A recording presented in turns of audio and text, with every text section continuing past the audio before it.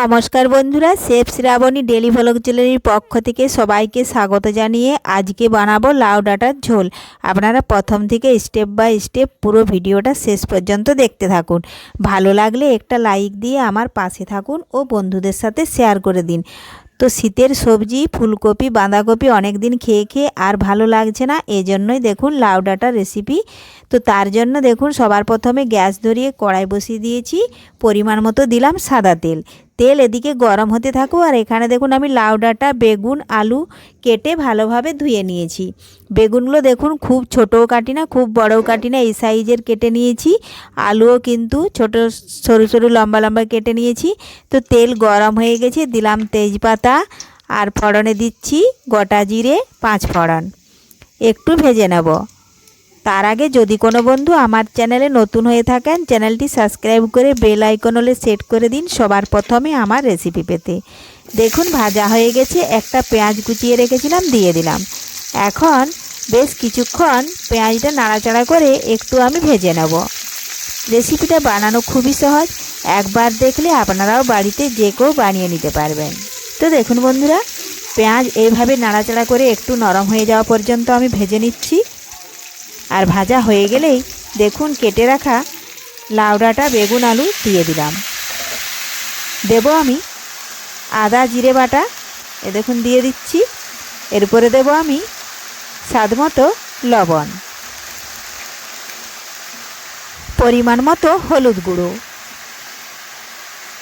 এরপর ভালোভাবে খুরপি দিয়ে নাড়াচাড়া করে সমস্ত কিছু একসাথে মিশিয়ে একটু কষে নেব।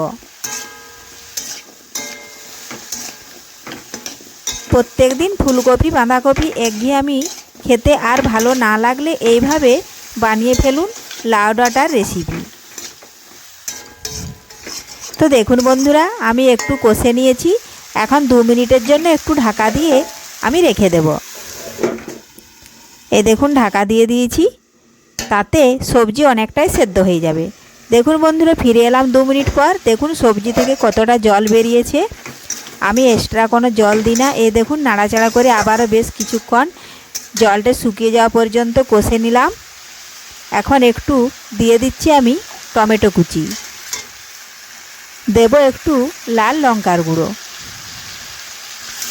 এখন ভালোভাবে নাড়াচাড়া করে আবারও মিশিয়ে নেব। এইভাবে দেখুন ভাজতে ভাজতে জল শুকিয়ে গেছে। এখন আমি ঝোলের জন্য পরিমাণ মতো একটু জল দিয়ে দেব, কারণ সবজি অনেকটাই সেদ্ধ হয়ে গেছে। আমি এখানে দেখুন 1 গ্লাস জল দিচ্ছি। আপনারা যদি এর থেকেও ঝোল বেশি খেতে পছন্দ চান তাহলে আবারও একটু জল দিয়ে দেবেন। তো দেখুন আমি সঙ্গে সঙ্গে কিন্তু ঢাকা দিচ্ছি না, জল দেওয়া হয়ে গেছে। সবজিগুলো নাড়াচাড়া করে একটু মিশিয়ে নিলাম। আর আগে ঝোল ফুটিয়ে নেব, তারপরে আমি ঢাকা দেবো, না তা না হলে তেলটা কিন্তু থালাতে উঠে যাবে। দেখুন ফুটে গেছে, এখন আমি একটু ঢাকা দিয়ে রেখে দেব। যদিও সবজি সেদ্ধ হতে বাকি থাকে তাহলে সেদ্ধ হয়ে যাবে। দেখুন বন্ধুরা, ঢাকা তুলে নিয়েছি। আর এই দেখুন খুব বেশি ঝোল রাখি না, আমি একটু মাখো মাখো রাখলাম। তো তৈরি হয়ে গেল খুব সহজেই লাউ ডাঁটা রেসিপি। আজকের এই রেসিপি আপনাদের ভালো লেগে থাকলে লাইক শেয়ার কমেন্ট করতে অবশ্যই ভুলবেন না বন্ধুরা। ধন্যবাদ। আজকের মতো এখানেই শেষ করছি, ফিরে আসবো পরের ভিডিওতে।